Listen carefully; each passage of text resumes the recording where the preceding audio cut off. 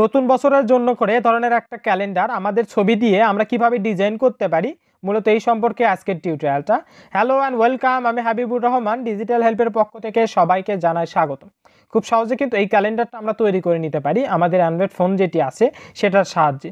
তার জন্য কিন্তু অবশ্যই আমার টিউটোরিয়ালটি সম্পূর্ণ আপনাকে দেখতে হবে।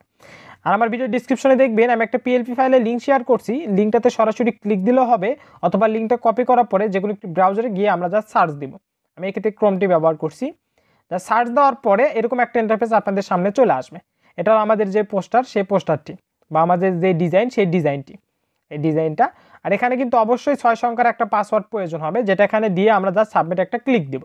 আর এই পাসওয়ার্ডটি আমার ভিডিওর বিভিন্ন অংশে আমি দিয়ে রাখছি, আপনারা যা সম্পূর্ণ টিউটোরিয়ালটি দেখার পরে এখানে পাসওয়ার্ডটি দিলে আমরা কিন্তু এই পিএলপি ফাইলটি ডাউনলোড দিতে পারবো। জাস্ট আমি পাসওয়ার্ডটি এখানে টাইপ করতেছি।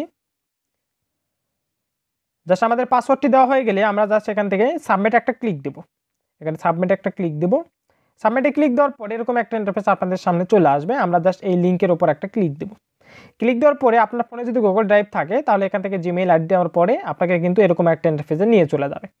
সেরকম হয়ে গেলে আমরা জাস্ট এই পিএলপি ফাইলটা ডাউনলোড দেবো। তার জন্য এই থ্রি ডট একটা ক্লিক দেবো।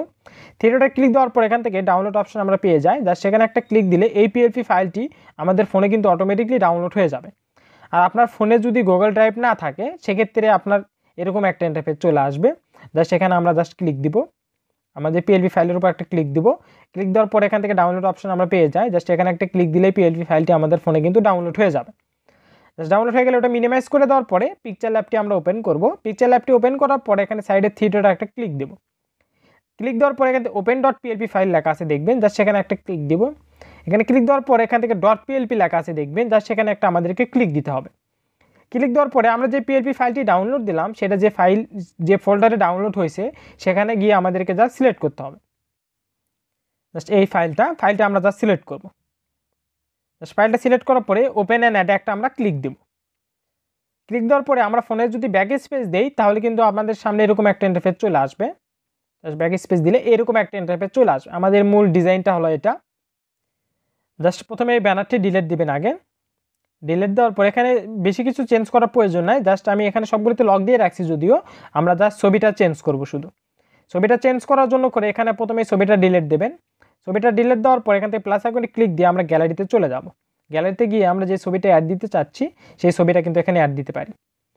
আর ছবি থেকে কিভাবে ব্যাকগ্রাউন্ড রিমুভ করতে হয় সম্পর্কে একটা টিউটোরিয়াল আছে আমার, আপনারা চাইলে সেটাও দেখে নিতে পারেন।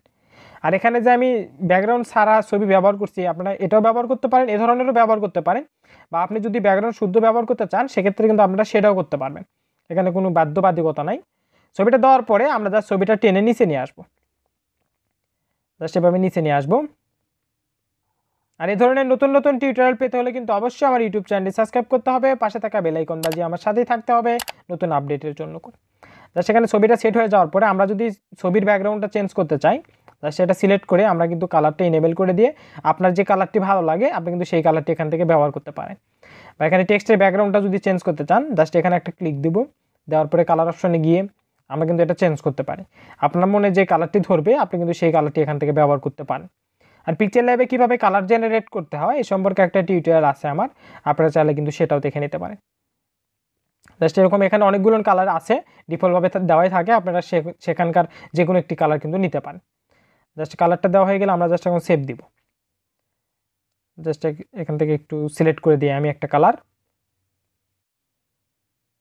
জাস্ট কালারগুলো সিলেক্ট হয়ে যাওয়ার পরে আমাদের কাজটা এখানে মোটামুটি কমপ্লিট হয়ে গেছে।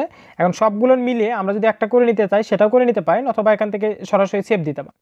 সরাসরি সেভ দেওয়ার জন্য করে সেভ বাটনে ক্লিক দিয়ে সেভ অ্যাজ ইমেজ একটা ক্লিক দিতে হবে। এখানে আমি আমার কাজের সুবিধার্থে সাইজটা দিয়ে রাখছি, আপনারা জাস্ট কাস্টম একটা ক্লিক দিবেন। দেওয়ার পরে আলট্রাতে একটা ক্লিক দিয়ে আমরা কিন্তু এটা সেভ দিতে পারি। তাহলে কিন্তু অনায়াসে আমরা যে কোনো জায়গায় ব্যবহার করতে পারবো। সেভ টু গ্যালারিতে দিয়ে কাজটা কিন্তু হয়ে যাবে। আমার টিউটোরিয়ালটি সম্পূর্ণ দেখার জন্য আপনাকে ধন্যবাদ।